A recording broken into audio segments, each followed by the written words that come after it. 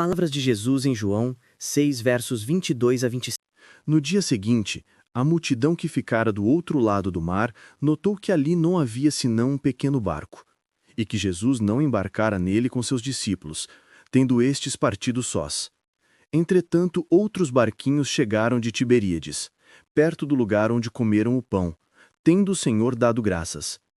Quando, pois, viu a multidão que Jesus não estava ali nem seus discípulos, tomaram os barcos e partiram para Cafarnaum à sua procura. E tendo-o encontrado no outro lado do mar, lhe perguntaram: Mestre, quando chegaste aqui? Respondeu-lhes Jesus: em verdade vos digo, vós me procurais, não porque vistes sinais, mas porque comestes dos pães e vos fartastes.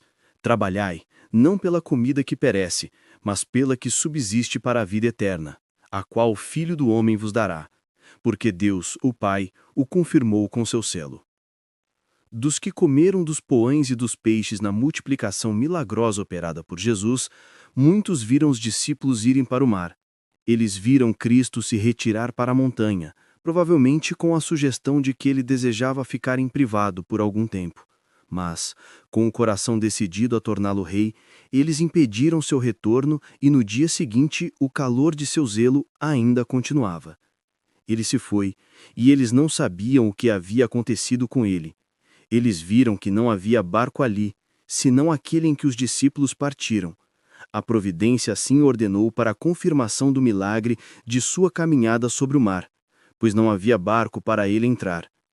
Não foi com seus discípulos, mas eles foram sozinhos e o deixaram entre eles no lado da água. Eles foram muito diligentes em procurá-lo.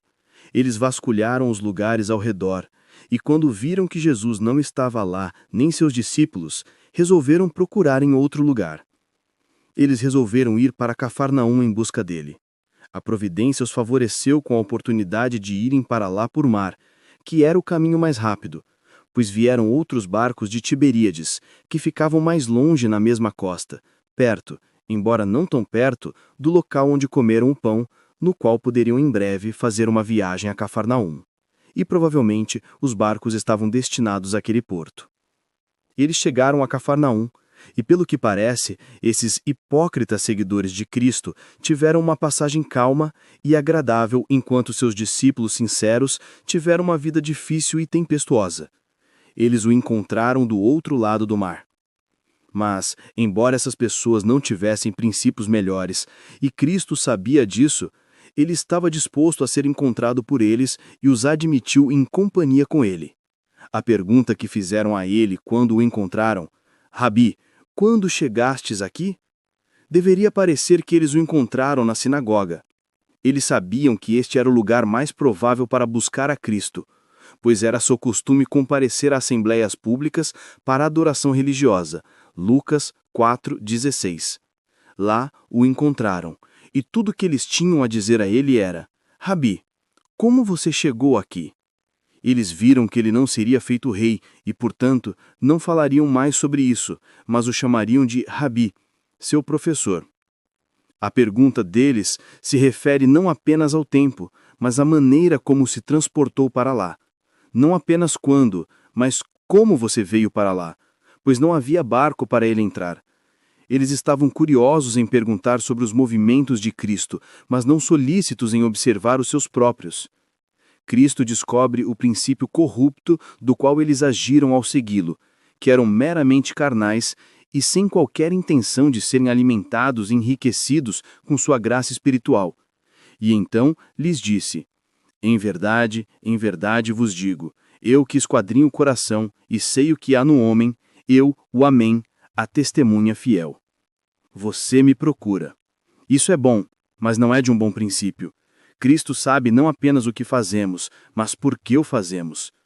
Estes seguiram a Cristo não por causa da sua doutrina, não porque vistes os milagres.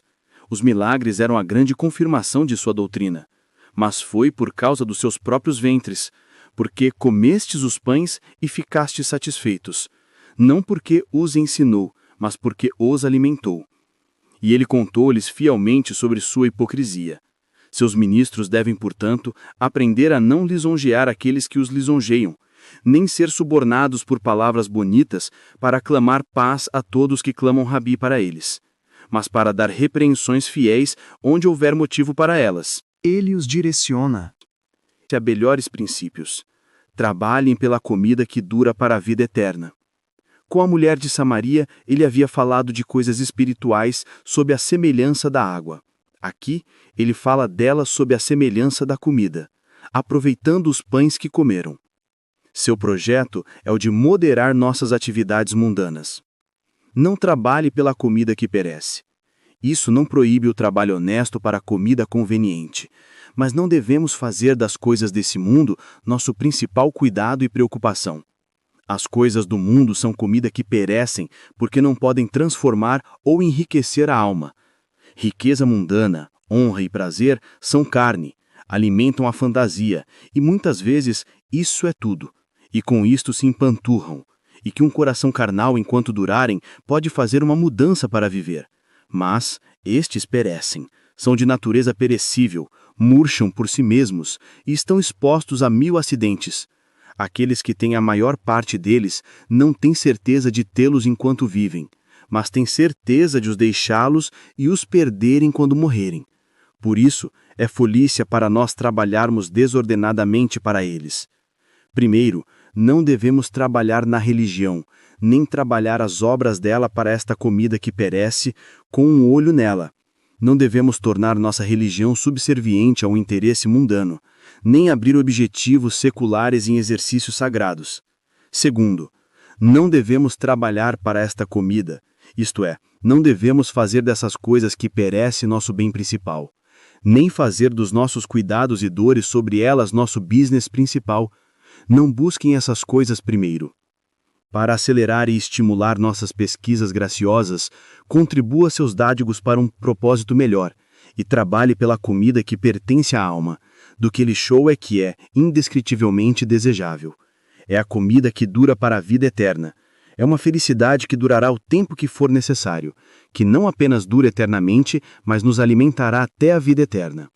As bênçãos da nova aliança são nossa preparação para a vida eterna, nossa preservação para ela e o penhor e a garantia dela.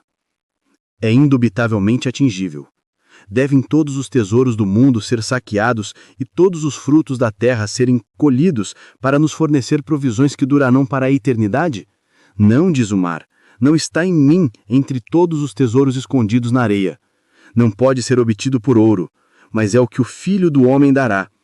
Que comida ou que vida o Filho do Homem dará? Observe aqui, primeiro, quem dá essa comida espiritual? O Filho do Homem, o grande chefe de família e mestre dos armazéns, a quem foi confiada a administração do reino de Deus entre os homens, e a dispensação dos dons, graças e confortos daquele reino, e tem poder para dar a vida eterna, com todos os meios dela e preparações para ela. É dito que devemos trabalhar para ele como se fosse obtido por nossa própria indústria. Mas quando trabalhamos muito para ele, não o merecemos como nosso salário, mas o Filho do Homem o dá. E o que é mais livre do que um presente? É um encorajamento que ele, que tem a dádiva, é o Filho do Homem, pois então podemos esperar que os filhos do homem que a procuram e trabalham por ela, não deixarão de tê-la. Segundo, que autoridade ele tem para dar, pois a ele Deus o Pai o selou, provou e evidenciou ser Deus. Ele o declarou ser o Filho de Deus com poder.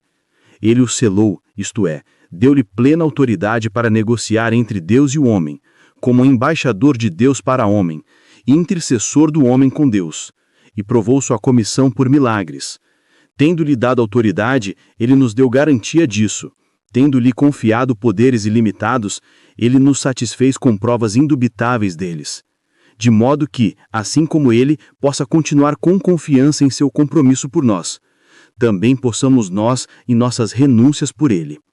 Deus, o Pai, o selou com o Espírito que repousava sobre ele, pela voz da céu, pelo testemunho que prestou a ele em sinais e maravilhas.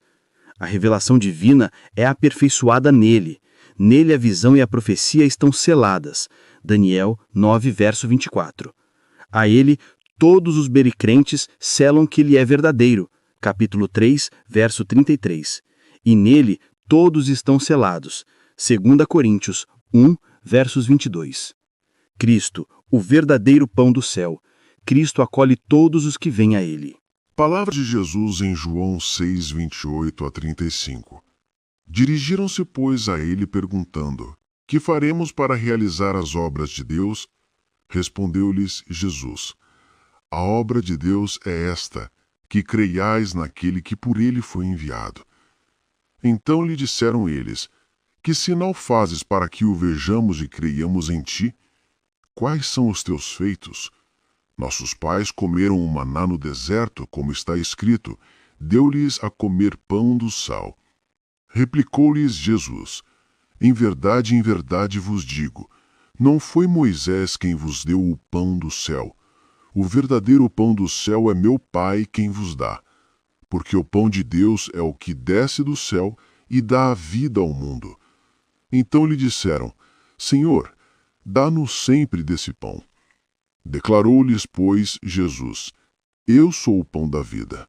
O que vem a mim jamais terá fome, e o que crê em mim jamais terá sede.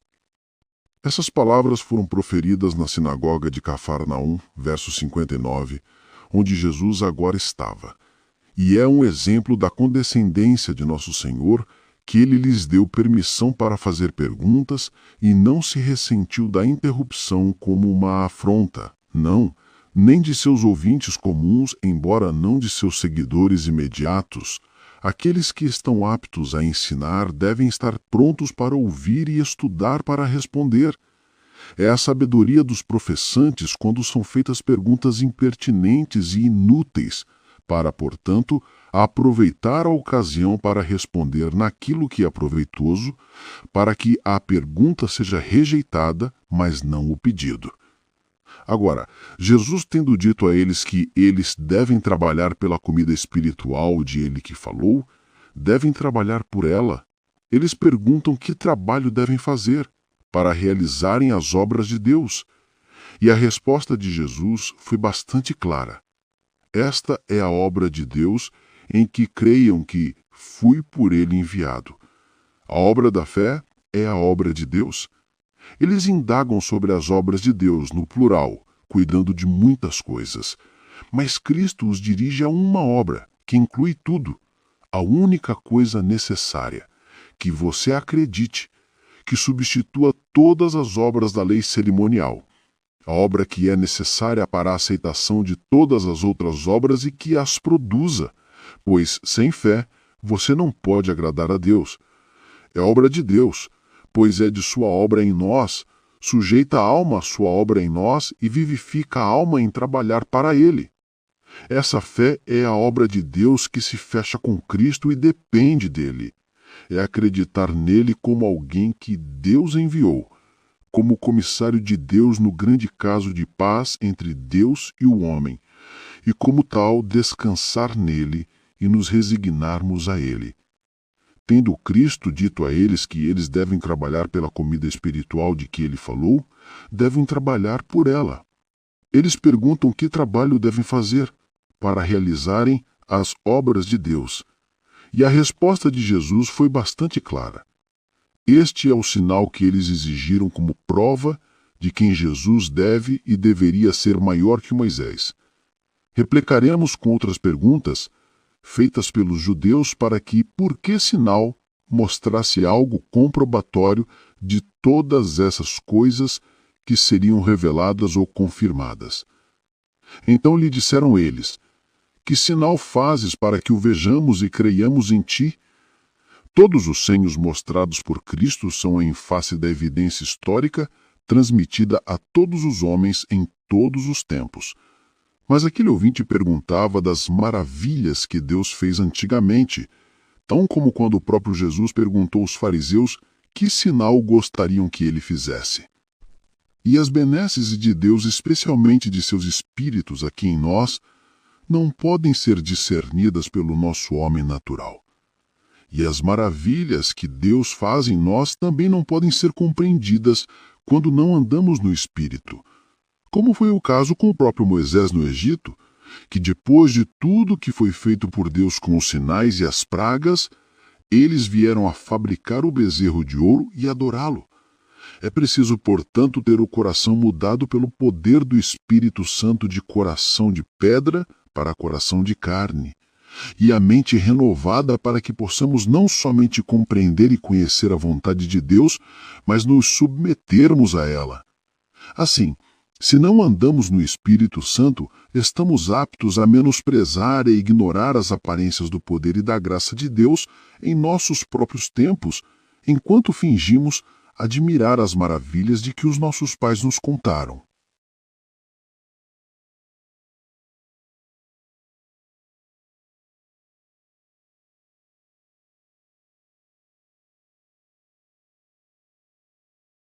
Palavras de Jesus em João 6, versos 36 a 43. Porém, eu já vos disse que, embora me tenhais visto, não credes.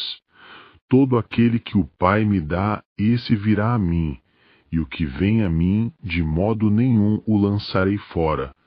Porque eu desci do céu, não para fazer a minha própria vontade, e sim a vontade daquele que me enviou.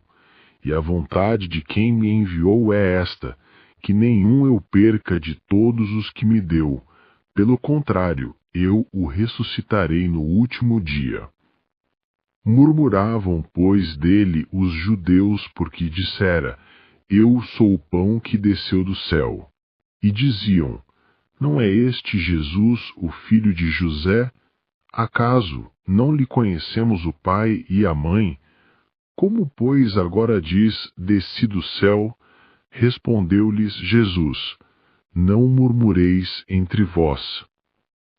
Cristo, tendo respondido às suas perguntas, aproveita ainda mais a objeção deles a respeito do maná para falar de si mesmo sob a semelhança do pão e de crer sob a semelhança de comer e beber, ao qual, juntamente com a união de ambos, no comer de sua carne e no beber de seu sangue. Cristo, tendo falado de si mesmo como o grande dom de Deus e o verdadeiro pão, explica e confirma amplamente isso, para que possamos conhecê-lo corretamente. Ele aqui mostra que ele é o verdadeiro pão, e isso ele repete várias vezes, versos 33 e 35, e 48 a 51. Observe que é o próprio Cristo que é pão, é aquilo para a alma que o pão é para o corpo, nutre e sustenta a vida espiritual, e o seu sustento é como o pão faz com a vida corporal, é o cajado da vida. As doutrinas do Evangelho a respeito de Cristo, que ele é o mediador entre Deus e homem, que ele é a nossa paz, nossa justiça, nosso Redentor. Por essas coisas os homens vivem. Nossos corpos poderiam viver melhor sem comida do que nossas almas sem Cristo. O pão de trigo é moído. Assim foi Cristo. Ele nasceu em Belém, a casa do pão, e tipificado pelo pão da proposição no tabernáculo. Que ele é o pão de Deus, verso 33, pão divino, é ele que é de Deus, verso 46, pão que meu Pai dá, verso 32, que ele fez para ser o alimento de nossas almas, o pão da família de Deus, o pão dos seus filhos. Os sacrifícios levíticos são chamados de pão de Deus, Levítico 21, versos 21 e 22. E Cristo é o grande sacrifício, Cristo em sua palavra e ordenanças. Que ele é o pão da vida eterna, versos 35 e 48, aquele pão da vida, aludindo à árvore da vida no meio do jardim do Éden, que foi para Adão o selo daquela parte da aliança, isso e viver, do qual ele pode comer e viver. Cristo é o pão da vida, pois ele é o fruto da árvore da vida. Primeiro, ele é o pão vivo, assim se explica no verso 51. Eu sou o pão vivo. O pão é em si uma coisa morta, e não nutre senão com a ajuda das faculdades de um corpo vivo. mas Cristo é o próprio pão vivo e nutre por seu próprio poder. O maná era uma coisa morta. Se mantido apenas por uma noite, apodrecia e criava vermes. Mas Cristo é sempre vivo, pão eterno, que nunca mofa nem envelhece. A doutrina de Cristo crucificado é agora tão fortalecedora e confortante para um berente como sempre foi, e sua mediação ainda tem tanto valor e eficácia como sempre teve. E mais do que tudo, a manifestação da sua presença pelo Espírito Santo em nós, atuando com poder salvador, transformador, curador e consolador. Em segundo lugar, ele dá vida ao mundo, verso 33. Vida espiritual e eterna, a vida da alma em união e comunhão com Deus aqui, e na visão e fruição dele no futuro. Uma vida que inclui toda a felicidade. O maná apenas reservava e sustentava a vida, não preservava e perpetuava a vida, muito menos a restaurava, mas Cristo dá vida para aqueles que estavam mortos em pecado. O maná era ordenado apenas para a vida natural dos israelitas, mas Cristo é dado para a vida do mundo. Ninguém é excluído do benefício deste pão, senão os que se excluem. Cristo veio para colocar vida na mente dos homens, princípios e poderes que produzem desempenhos aceitáveis. É de ser devidamente refletido que a toda a multidão que há e que haverá na humanidade, desde o princípio do mundo, é o resultado da descendência através de um só homem, Adão, pelo qual Deus povoou a terra, mas toda a descendência de Adão está sujeita à morte e condenação eterna por causa do pecado original. Mas Jesus, o último Adão, a segunda e bem-aventurada cabeça da raça humana, fez propiciação para nos livrar do pecado e da condenação eterna, por meio da fé nele. Está povoando o céu com pessoas santificadas pela virtude de seu sangue derramado na cruz. Como Deus, Jesus tinha um ser no céu, de onde veio para tomar nossa natureza sobre ele. Eu desci do céu, de onde podemos inferir sua antiguidade. Ele estava no princípio com Deus, sua capacidade, pois o céu é o firmamento do poder, e sua autoridade. Ele veio com uma comissão divina. Em segundo lugar, o divino original de todo o bem que flui para nós através dele. Ele vem em uma comunicação constante de luz, vida e amor de Deus para os crentes por meio de Cristo, como o maná desceu diariamente. Veja Efésios 1, verso 3. Que ele é aquele pão do qual o maná era apenas um tipo e figura. Verso 58. Aquele pão, o verdadeiro pão. Verso 32. Como a rocha da qual eles beberam era Cristo, assim era o maná que eles comeram do pão espiritual. 1 Coríntios 10, versos 3 e 4. O maná foi dado ao Israel terreno, então Cristo para o Israel celestial e espiritual. Aqui ele diz que veio para fazer, não sua própria vontade, mas a vontade de seu Pai. Não que ele tivesse alguma vontade que competisse com a vontade de seu Pai, mas aqueles a quem ele falava suspeitavam que ele pudesse. Não, diz ele, minha própria vontade não é a fonte da qual atuo, nem a regra pela qual sigo, mas vim para fazer a vontade daquele que me enviou. Ou seja, primeiro, Cristo não veio ao mundo como pessoa privada que age apenas para si, mas sob caráter público, atuar por conta de outrem como embaixador, autorizado por comissão pública. Ele veio ao mundo como o grande agente de Deus e o grande médico do mundo. Não foi nenhum negócio privado que o trouxe até aqui. mas ele veio para resolver assuntos entre partes não menos importantes do que o grande Criador e toda a criação. Em segundo lugar, o objetivo de toda a sua vida era glorificar a Deus e fazer o bem aos homens. Ele, portanto, nunca consultou sua própria facilidade, segurança ou tranquilidade, mas quando ele estava para dar sua vida, embora ele tivesse uma natureza humana que se assustou com isso, ele deixou de lado a consideração disso e resolveu sua vontade como homem na vontade de Deus. Não como eu quero, mas como tu queres. Há uma aliança de redenção entre o Pai e o Filho, verso 38. Esta é a vontade do Pai que me enviou, que eu não perca nenhum dos que me foram dados.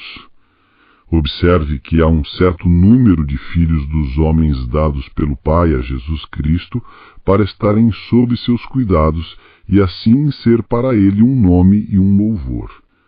Dado a ele por herança, por uma posse. Deixe-o fazer tudo o que o caso deles exigir. Ensine-os e cure-os, pague suas dívidas e defenda suas causas. Prepare-os e preserve-os para a vida eterna. O Pai poderia dispor deles como quisesse. Como criaturas, suas vidas e seres derivavam dele. Como pecadores, suas vidas e seres foram perdidas para ele. Ele poderia tê-los vendido para a satisfação de sua justiça e entregá-los aos algozes, mas ele se lançou sobre eles para serem os monumentos de sua misericórdia e os entregou ao Salvador. Aqueles a quem Deus escolheu para serem objetos de seu amor especial, ele depositou como um depósito nas mãos de Cristo. Jesus Cristo se comprometeu a não perder ninguém daqueles que assim lhe foram dados pelo Pai. Os muitos filhos que ele traria à glória surgirão, e nenhum deles faltará. Mateus 18, verso 14. Nenhum deles se perderá por falta de graça suficiente para santificá-los. A responsabilidade de Cristo por aqueles que lhes são dados se estende à ressurreição dos seus corpos. Eu vos ressuscitarei no último dia, que supõe tudo o que vem antes. Mas isto é para coroar e completar o empreendimento. O corpo é parte do homem, e portanto parte da compra e encargo de Cristo. Pertence às promessas e portanto não deve ser perdido.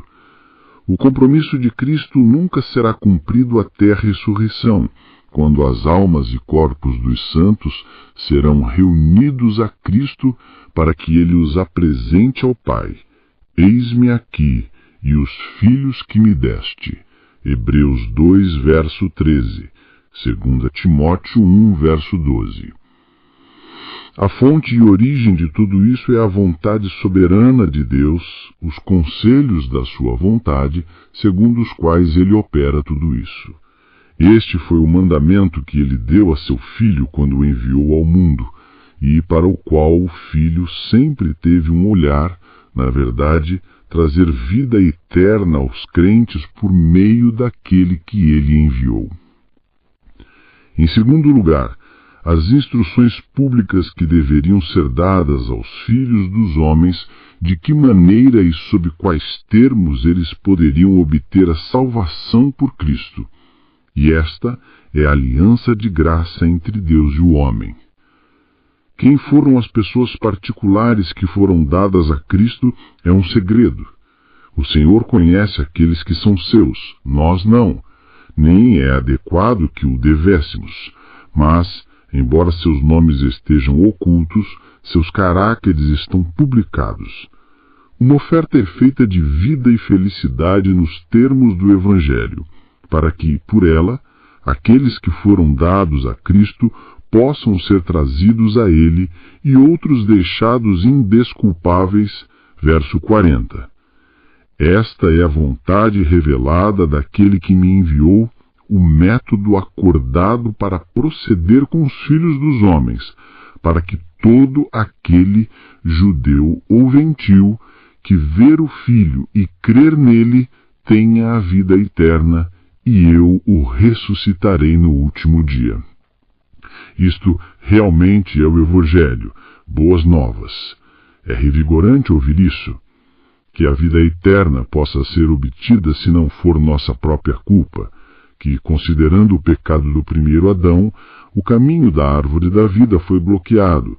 Pela graça do segundo Adão é aberto novamente. A coroa de glória está colocada diante de nós como prêmio do nosso alto chamado, para o qual podemos correr e obter. Palavras de Jesus em João 6, versos 44 a 59. Ninguém pode vir a mim se o Pai, que me enviou, não o trouxer, e eu o ressuscitarei no último dia. Está escrito nos profetas, e serão todos ensinados por Deus. Portanto, todo aquele que da parte do Pai tem ouvido e aprendido, esse vem a mim. Não que alguém tenha visto o Pai, salvo aquele que vem de Deus. Este o tem visto. Em verdade vos digo, quem crê em mim tem a vida eterna. Eu sou o pão da vida. Vossos pais comeram o maná no deserto e morreram. Este é o pão que desce do céu, para que todo o que dele comer não pereça. Eu sou o pão vivo que desceu do céu. Se alguém dele comer, viverá eternamente. E o pão que eu darei pela vida do mundo é a minha carne. Disputavam, pois, os judeus entre si, dizendo: Como pode este dar-nos a comer a sua própria carne? Respondeu-lhes Jesus: em verdade vos digo, se não comerdes a carne do Filho do Homem e não beberdes o seu sangue, não tendes vida em vós mesmos. Quem comer a minha carne e beber o meu sangue tem a vida eterna, e eu o ressuscitarei no último dia. Pois a minha carne é verdadeira comida, e o meu sangue é verdadeira bebida. Quem comer a minha carne e beber o meu sangue permanece em mim e eu nele. Assim como o Pai que vive me enviou, e igualmente eu vivo pelo Pai, também quem de mim se alimenta, por mim viverá.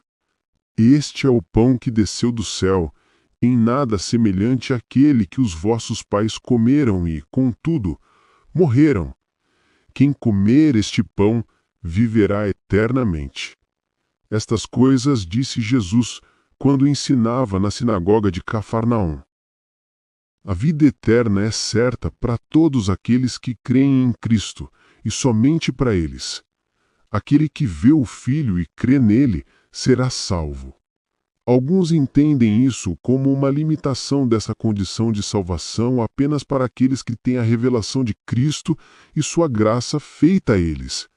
Todo aquele que tem a oportunidade de se familiarizar com Cristo e usam isso tão bem a ponto de crerem nele, terão a vida eterna, de modo que ninguém será condenado por incredulidade, por mais que sejam por outros pecados. Mas aqueles que tiveram o Evangelho pregado a eles que, como estes judeus aqui que viram e ainda assim não acreditaram, que conheceram a Cristo, mas não confiaram nele. Mas eu prefiro entender que ver aqui significa a mesma coisa que acreditar, pois é theoron, que significa não tanto a visão do olho, como no verso 36, erakateme, você me viu, quanto a contemplação da mente. Cada um que vê o Filho, isto é, acredita nele, o vê com os olhos da fé, pelos quais passamos a estar devidamente familiarizados e afetados com a doutrina do Evangelho a respeito dele. É olhar para ele como os israelitas picados para a serpente de bronze. Não é uma fé brinda que Cristo exija, que estejamos dispostos a arrancar nossos olhos e depois segui-lo, mas que o vejamos, e vejamos em que terreno seguimos em nossa fé. É então o resultado de uma consideração devida e percepção dos motivos de credibilidade. Agora meus olhos te veem, como disse Jó. Nós mesmos o ouvimos, como disseram os samaritanos. Aqueles que creem em Jesus Cristo, para terem a vida eterna, serão ressuscitados por seu poder no último dia. Ele o encarregou como a vontade de seu Pai, e aqui ele assume solenemente o seu próprio compromisso. Eu o ressuscitarei, o que significa não apenas o retorno do corpo à vida, mas a colocação de todo o homem em plena posse da vida eterna prometida. Agora, Cristo discorrendo assim sobre si mesmo como o pão da vida que desceu do céu, vamos ver que comentários seus ouvintes fizeram sobre isso. Quando ouviram falar de algo como o pão de Deus, que dá vida, eles oraram fervorosamente por ele, dizendo: Senhor, dá-nos sempre deste pão.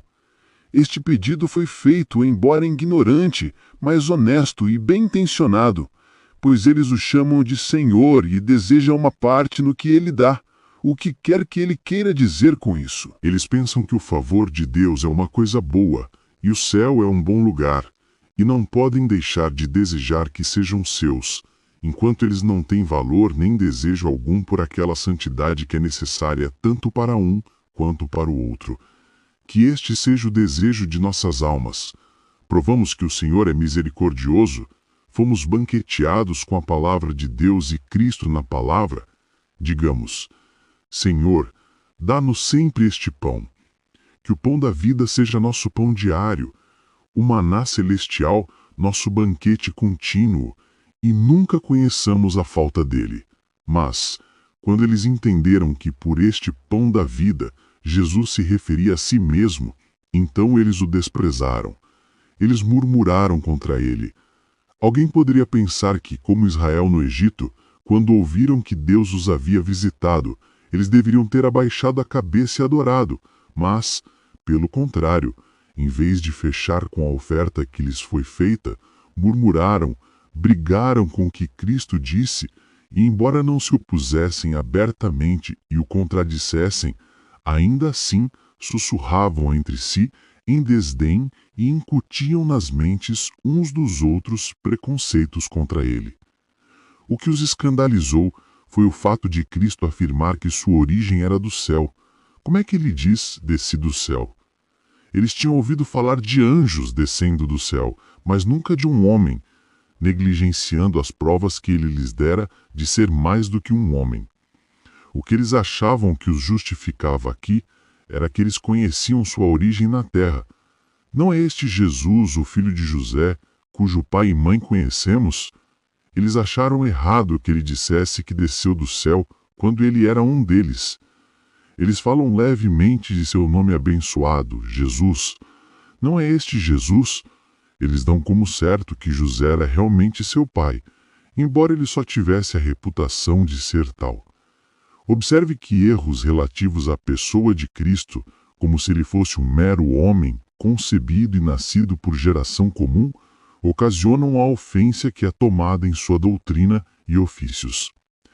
Cristo, tendo falado da fé como a grande obra de Deus, discorre amplamente sobre esta obra, instruindo-nos e encorajando-nos nela. Ele mostra o que é berivar em Cristo. Berivar em Cristo é ver a Cristo. Aquele que vem a mim é o mesmo que crê em mim. Vem a mim. O arrependimento para com Deus é chegando a Ele como nosso principal bem e fim supremo. E assim, a fé em nosso Senhor Jesus Cristo é chegando a Ele como nosso príncipe e salvador, e nosso caminho para o Pai. Denota as manifestações de nossa afeição por Ele, pois estes são os movimentos da alma e as ações agradáveis. É sair de todas as coisas que se opõem a Ele ou competem com Ele e chegar a esses termos nos quais a vida e salvação são oferecidas a nós por meio dele. É alimentar-se diariamente de Cristo. Se alguém comer deste pão, o primeiro denota a aplicação de nós mesmos a Cristo, este denota aplicar Cristo a nós mesmos, com apetite e deleite, para que possamos receber vida, força e consolo dele. A carência e a morte são as principais coisas que tememos. Podemos apenas ter certeza dos confortos de nosso ser e a continuação disso em meio a esses confortos, temos o suficiente. Agora estes dois estão aqui garantidos aos verdadeiros crentes. Eles nunca terão falta, nunca terão fome, nunca terão sede. Verso 35. Aqueles que comeram o maná e beberam da rocha tiveram fome e sede depois. Mas há uma plenitude tão transbordante em Cristo que nunca pode ser esgotada, e há comunicações sempre fluindo dele que nunca podem ser interrompidas. Eles nunca morrerão, não morrerão eternamente, pois, primeiro, aquele que crê em Cristo tem a vida eterna. Verso 47. A união com Cristo e a comunhão com Deus em Cristo são o início da vida eterna. A total suficiência do verdadeiro maná, do qual o outro era um tipo, este é o pão que desce do céu, esse alimento verdadeiramente divino e celestial, para que o homem dele coma e não morra. Isto é, não cair sobre a ira de Deus, que está matando a alma. Não morrer a segunda morte, não, nem a primeira morte definitiva e irrecuperável. Não morrer, isto é, não perecer. Não ficar sem a Canaã celestial, como os israelitas ficaram em relação à terrena, por falta de fé, embora tivessem o maná. Isso é explicado ainda mais por essa promessa nas próximas palavras. Se alguém comer deste pão, viverá para sempre. Verso 51.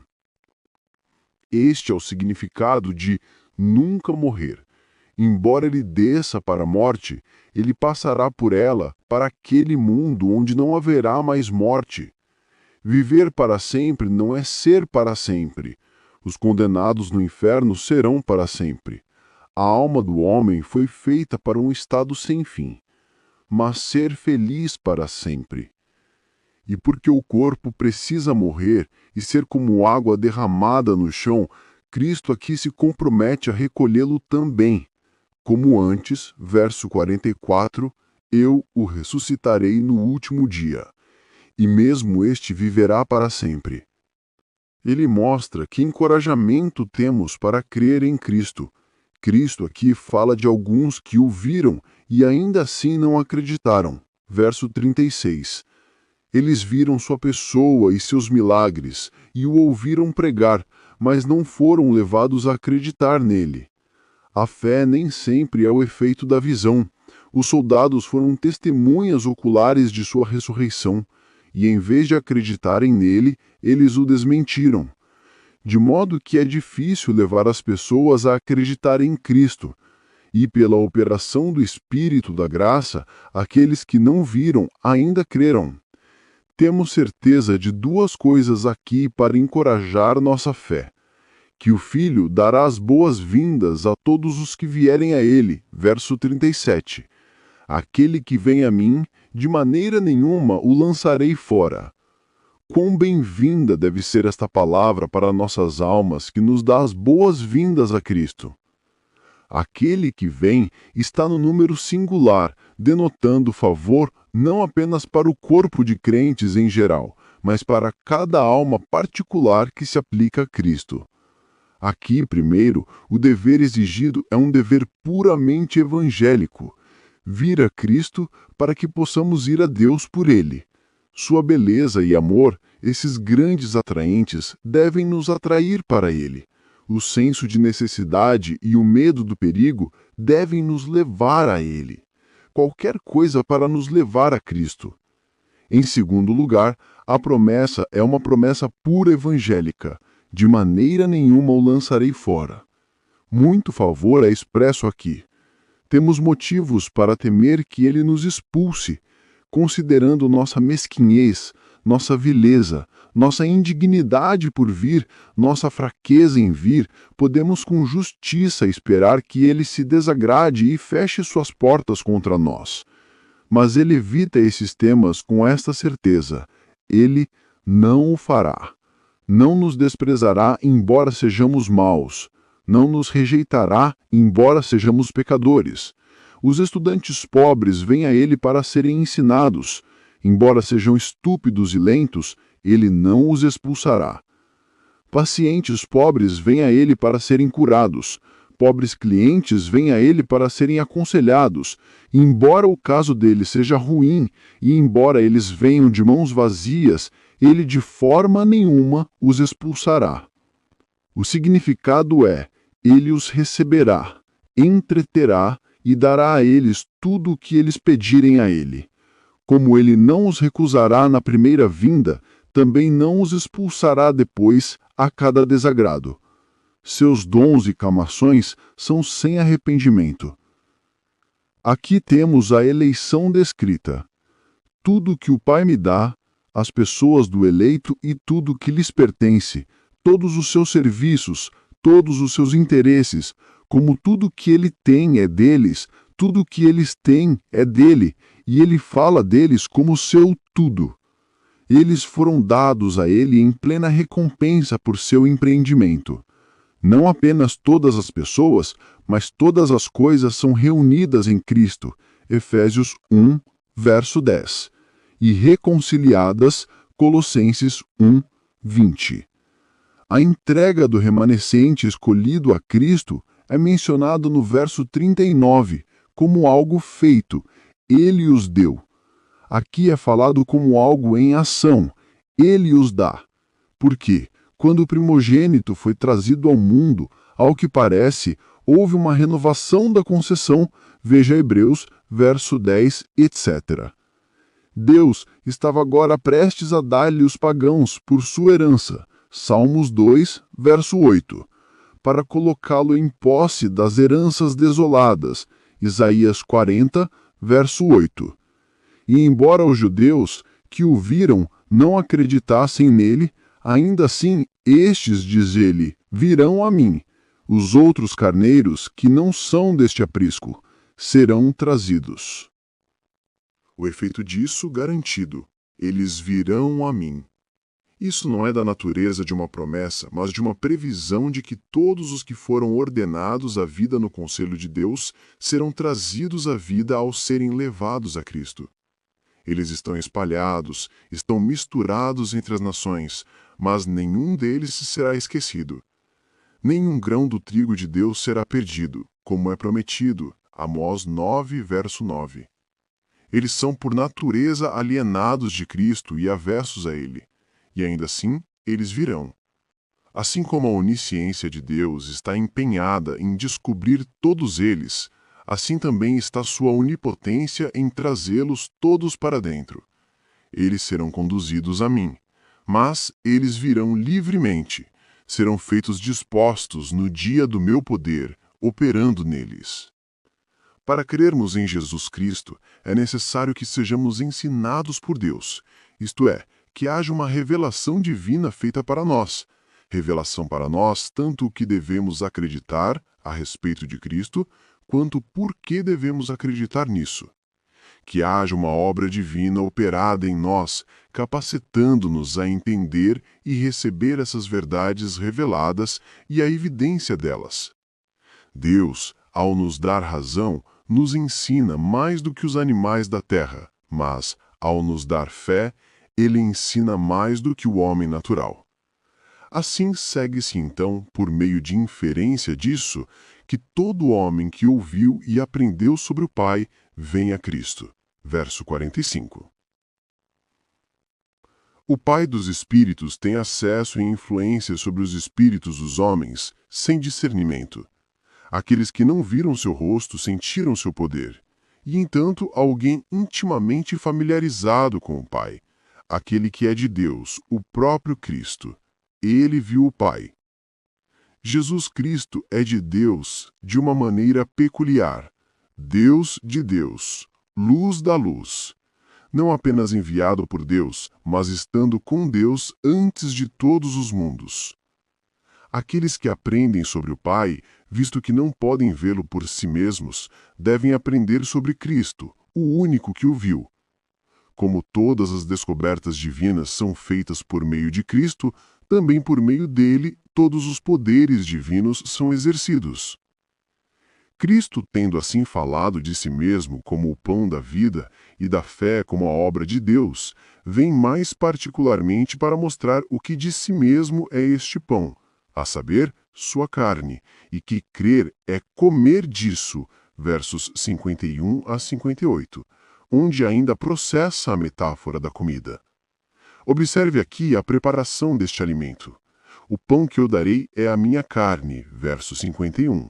A carne do Filho do Homem e o seu sangue, verso 53. Sua carne é verdadeiramente comida e seu sangue é verdadeiramente bebida, verso 55.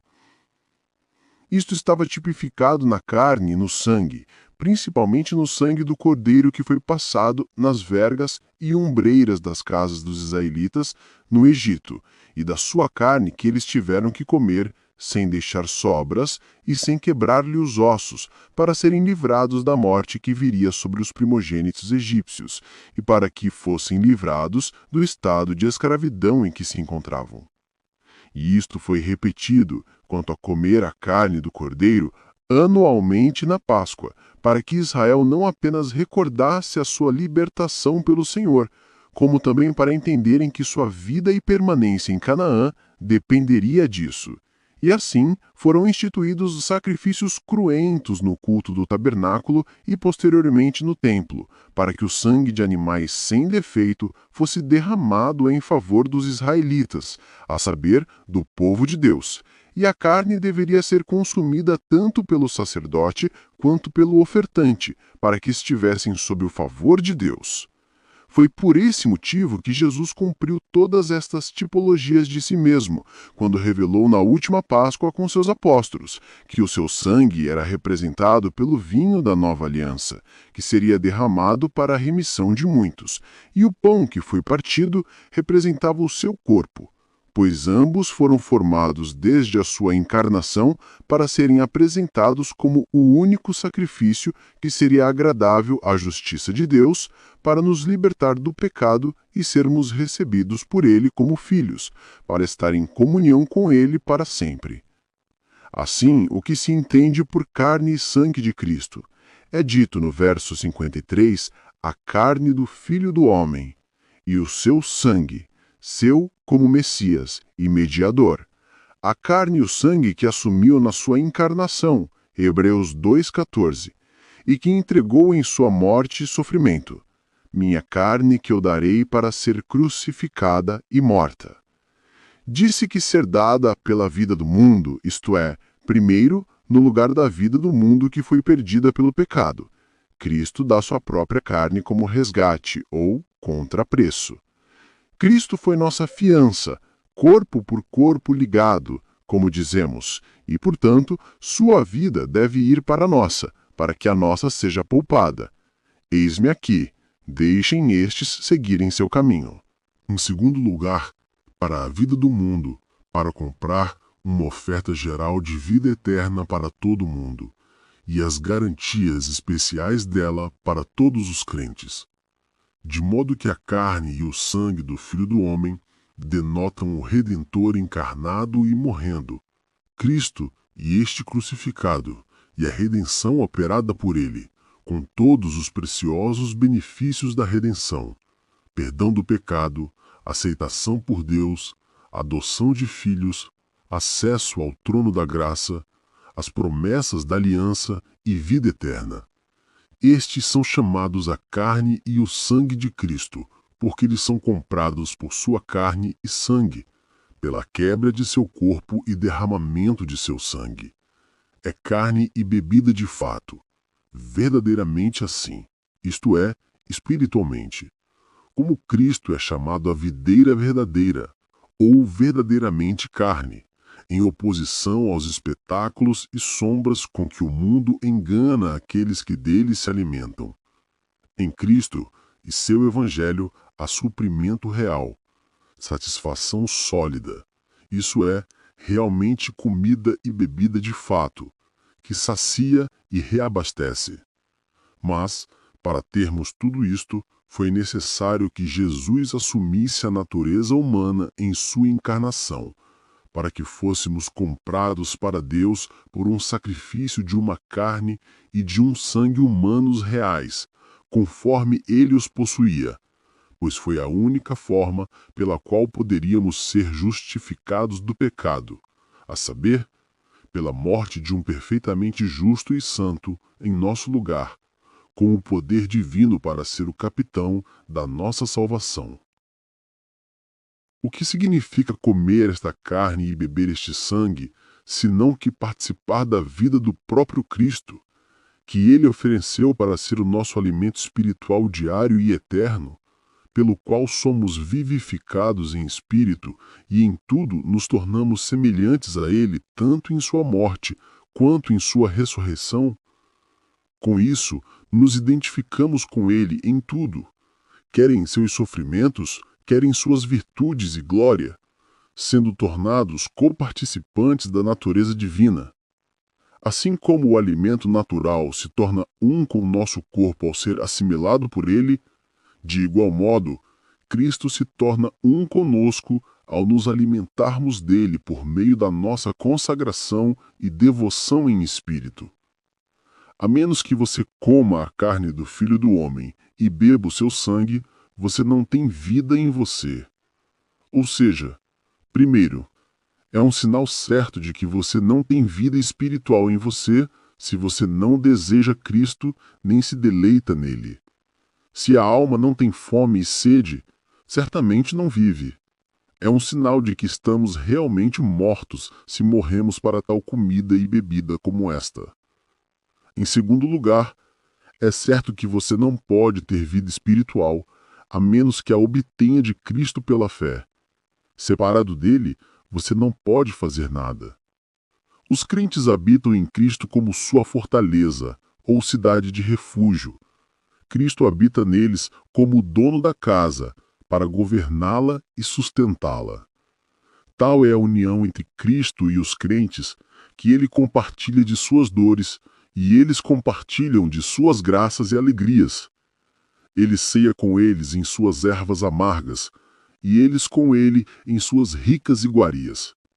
É uma união inseparável, como aquela entre o corpo e o alimento digerido. Assim como o Pai que vive me enviou e eu vivo pelo Pai, assim quem de mim se alimenta também viverá por mim. Temos aqui a série e a ordem da vida divina. Deus é o Pai vivo, tem vida em si mesmo. Eu sou o que sou, é o seu nome para sempre.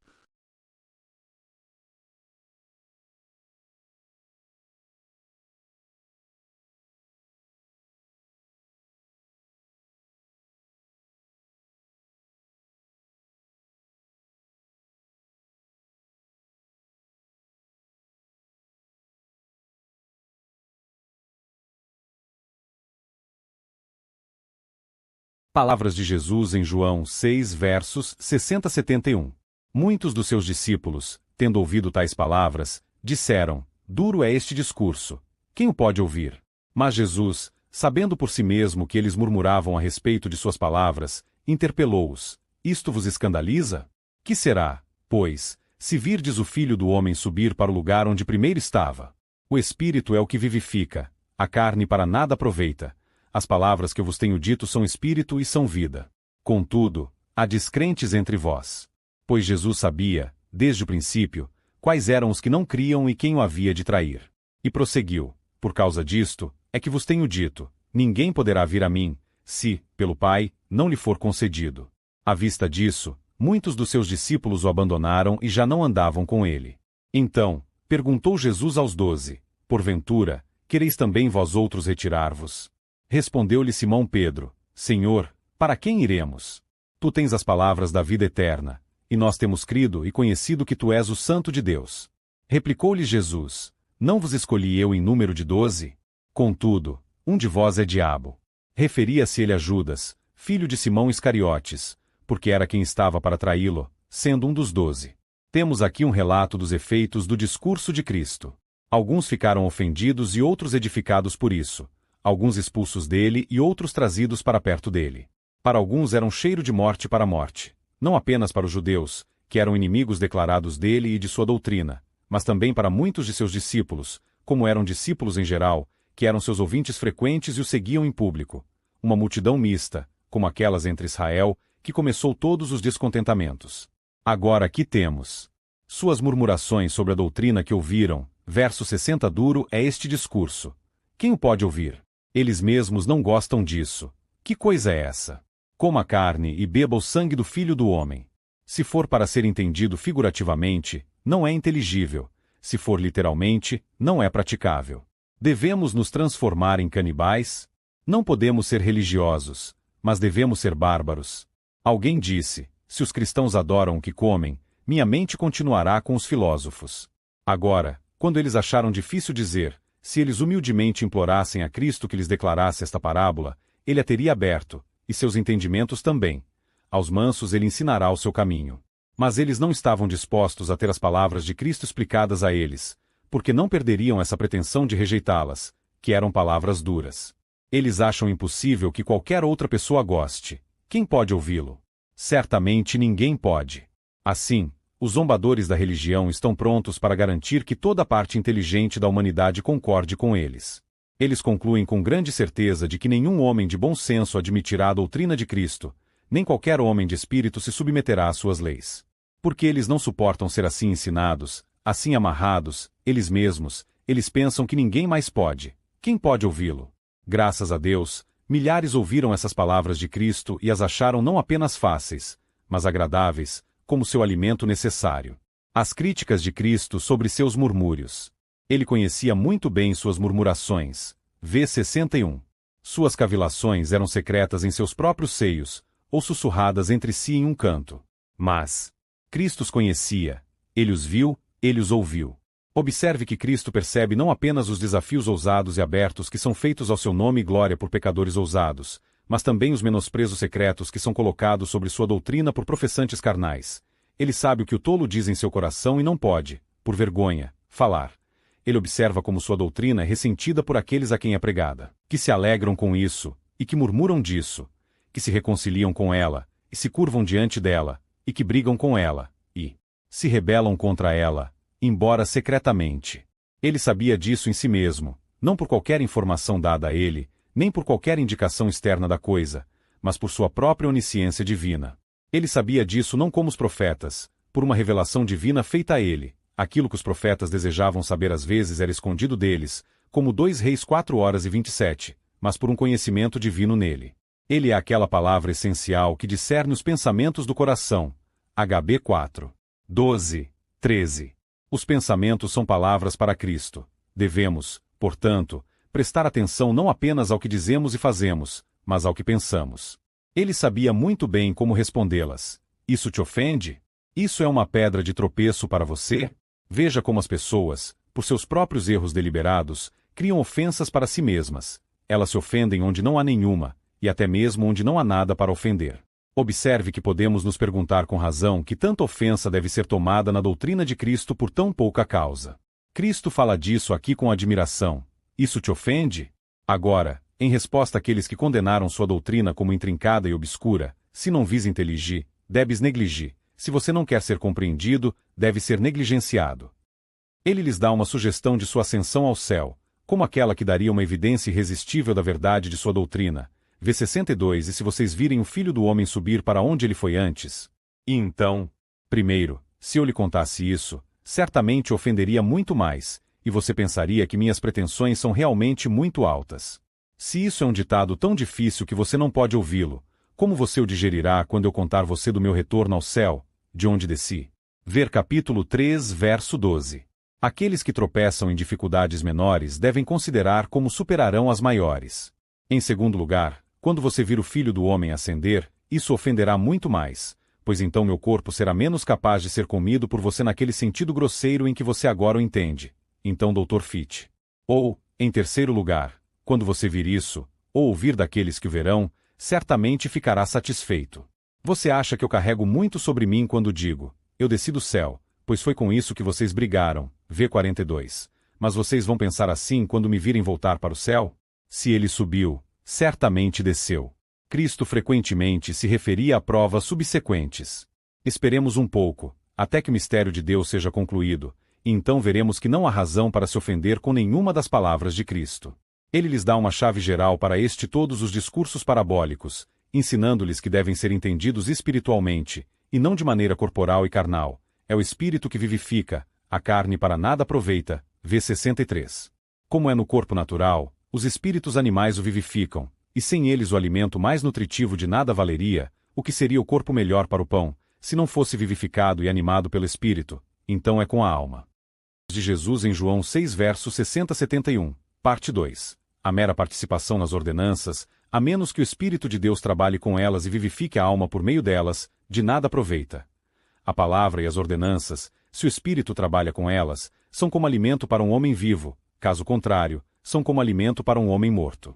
Até mesmo a carne de Cristo, o sacrifício pelo pecado, não nos servirá de nada, a menos que o abençoado Espírito vivifique nossas almas por meio disso e imponha as poderosas influências de sua morte sobre nós, até que, por sua graça, sejamos plantados juntos à semelhança dela. Em segundo lugar, a doutrina de comer a carne de Cristo e beber seu sangue, se for entendida literalmente, não traz nenhum benefício, mas nos leva a erros e preconceitos. Mas o sentido ou significado espiritual disso vivifica a alma, torna-a viva, pois assim segue: as palavras que vos digo são espírito e são vida. Comer a carne de Cristo. Este é um ditado difícil, mas acreditar que Cristo morreu por mim, para derivar dessa doutrina força e conforto em minhas abordagens a Deus, minhas oposições ao pecado e preparações para um estado futuro, este é o espírito e a vida desse ditado, e, interpretando assim, é um ditado excelente. A razão pela qual os homens não gostam das palavras de Cristo é porque as confundem. O sentido literal de uma parábola não nos faz bem, nunca somos mais sábios por causa disso, mas o significado espiritual é instrutivo. Em terceiro lugar, a carne para nada aproveita. Aqueles que estão na carne, assim alguns entendem, que estão sob o poder de uma mente carnal, não lucram com os discursos de Cristo. Mas o Espírito vivifica. Aqueles que têm o Espírito, que são espirituais, são vivificados por eles, pois eles são recebidos ad modum receveris, de modo a corresponder ao estado de espírito do receptor. Eles criticaram as palavras de Cristo, enquanto a falha estava neles mesmos. É apenas para as mentes sensuais que as coisas espirituais são sem sentido e sem seiva, as mentes espirituais as apreciam. Ele lhes dá uma indicação de seu conhecimento deles, e que ele não esperava nada melhor deles, embora eles se chamassem seus discípulos. Agora se cumpriu a citação do profeta, falando de Cristo e de sua doutrina. Quem acreditou em nossa pregação? E a quem foi revelado o braço do Senhor? Ambos em Cristo aqui se percebem. Primeiro, eles não acreditaram em seu relato. Alguns de vocês disseram que deixariam tudo para me seguir, mas ainda não acreditam. E esta foi a razão pela qual a palavra pregada não os beneficiou, porque não foi misturada com fé. Heb 4. 2. Eles não acreditavam que ele fosse o Messias, caso contrário, teriam concordado com a doutrina que ele pregava e não teriam brigado com ela, embora houvesse algumas coisas obscuras e difíceis de entender. Oporte dicentum credere. Jovens iniciantes no aprendizado devem confiar na palavra de seu professor. Note: entre aqueles que são cristãos nominais, há muitos que são verdadeiros infiéis. A incredulidade dos hipócritas, antes de se revelar ao mundo, está nua e aberta diante dos olhos de Cristo. Ele sabia desde o início quem eram as multidões que o seguiram que acreditaram, e quem dos 12 o trairia. Ele sabia desde o início de seu conhecimento com ele, e o atendeu, quando eles estavam no auge de seu zelo, que eram sinceros, como Natanael, e quem não era. Antes que eles se distinguissem por um ato aberto, ele poderia infalivelmente distinguir quem acreditava e quem não acreditava, cujo amor era falso e de quem era real. Podemos concluir, portanto, que a apostasia daqueles que há muito fazem uma profissão plausível de religião é uma prova certa de sua constante hipocrisia e que desde o início eles não acreditaram, mas não é uma prova da possibilidade de apostasia total e final de quaisquer crentes verdadeiros.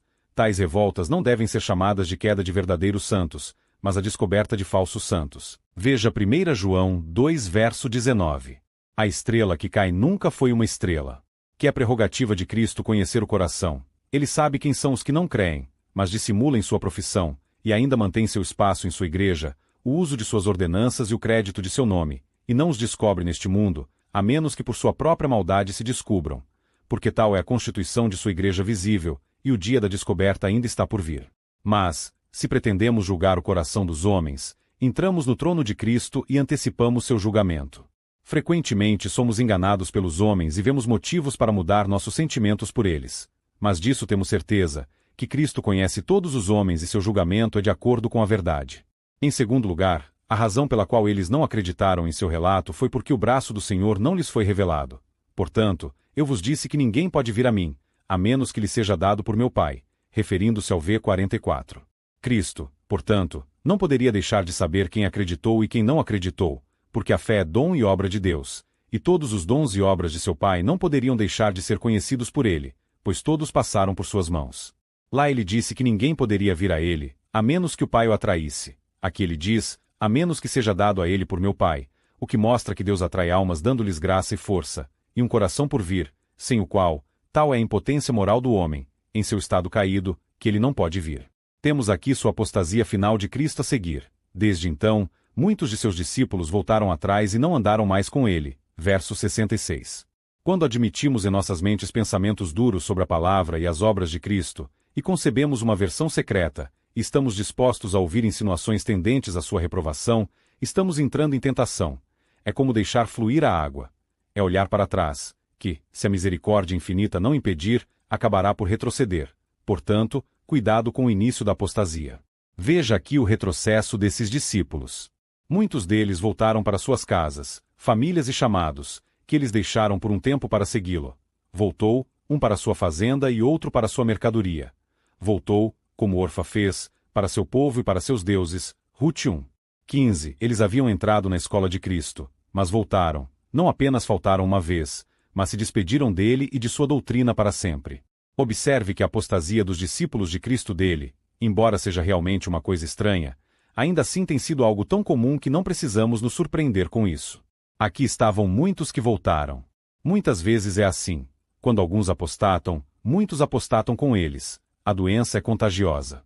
A ocasião deste retrocesso. A partir desse momento, a partir do momento em que Cristo pregou esta doutrina confortável, que ele é o pão da vida, e que aqueles que pela fé se alimentam dele viverão por ele, o que, alguém poderia pensar, deveria tê-los comprometido a se unir mais intimamente a ele, a partir dessa hora em que se retiraram.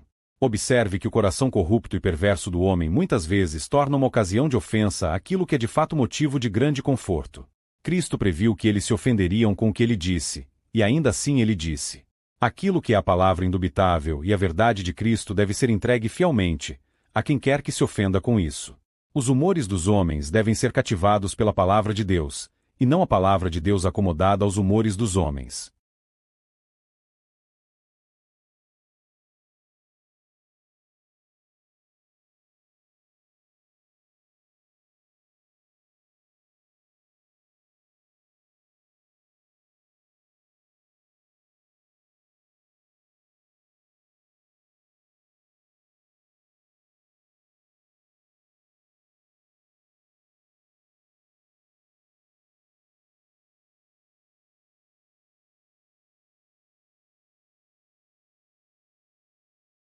Palavras de Jesus em João 6 versos 60 a 71, parte 3. O grau de sua apostasia. Eles não andaram mais com ele, não voltaram mais para ele e não participaram mais de seu ministério. É difícil para aqueles que já foram iluminados e provaram a boa palavra de Deus, se eles se desviarem, renová-los novamente para o arrependimento. Este discurso de Jesus foi para outros um cheiro de vida para a vida. Muitos voltaram, mas, graças a Deus, nem todos voltaram. Mesmo assim, os 12 se apegaram a ele. Embora a fé de alguns seja derrubada, o fundamento de Deus permanece firme. Observe aqui a pergunta afetuosa que Cristo fez aos 12: quereis vós também retirar-vos? Ele não diz nada para aqueles que voltaram. Se os incrédulos se afastarem, deixe-os partir. Não foi uma grande perda daqueles que ele nunca teve. Leve venha, leve vá. Mas ele aproveita esta ocasião para falar aos 12, para confirmá-los, e tentando sua firmeza ainda mais para confirmá-los. Você também irá embora? Fica a sua escolha se você vai ou não. Se você me abandonar, agora é a hora, quando tantos o fazem. É uma hora de tentação. Se você voltar, vá agora. Observe, Cristo não deterá ninguém com ele contra a vontade deles. Seus soldados são voluntários, não homens pressionados. Os 12 agora tiveram tempo suficiente para testar como eles gostavam de Cristo e sua doutrina. E isso nenhum deles pode dizer depois que foram trepanados para o discipulado. E se fosse para fazer novamente, eles não fariam. Ele aqui lhes concede um poder de revogação e os deixa em sua liberdade. É por sua conta e risco se você for embora. Não pense que você está tão solto quanto eles, e pode ir embora tão facilmente quanto eles.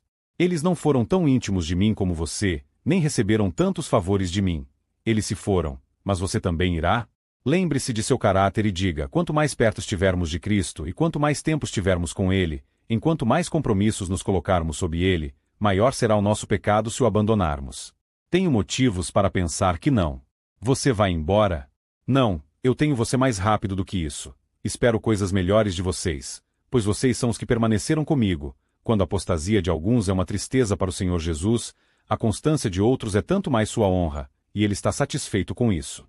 Cristo e os crentes conhecem-se muito bem para se separarem em cada desagrado. A resposta crente que Pedro, em nome dos demais, deu a esta pergunta. Cristo fez a pergunta a eles, com o objetivo de extrair deles uma promessa de aderir a Ele, e teve o mesmo efeito.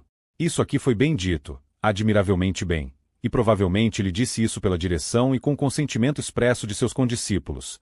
Pelo menos ele conhecia a mente deles e falava o sentido de todos eles. Aqui está uma boa resolução para aderir a Cristo, e expressa de modo a intimar que eles não teriam o menor pensamento de deixá-lo. Senhor, para quem iremos nós? Seria loucura sair de ti, a menos que soubéssemos onde melhorar. Não, Senhor, gostamos muito de nossa escolha para mudar. Observe que aqueles que deixam a Cristo fariam bem em considerar para quem irão e se podem esperar encontrar descanso e paz em qualquer outro lugar, exceto nele. Para onde iremos? Devemos fazer nossa corte ao mundo? Certamente nos enganará. Voltaremos ao pecado? Certamente nos destruirá. Devemos deixar a fonte de águas vivas por cisternas quebradas.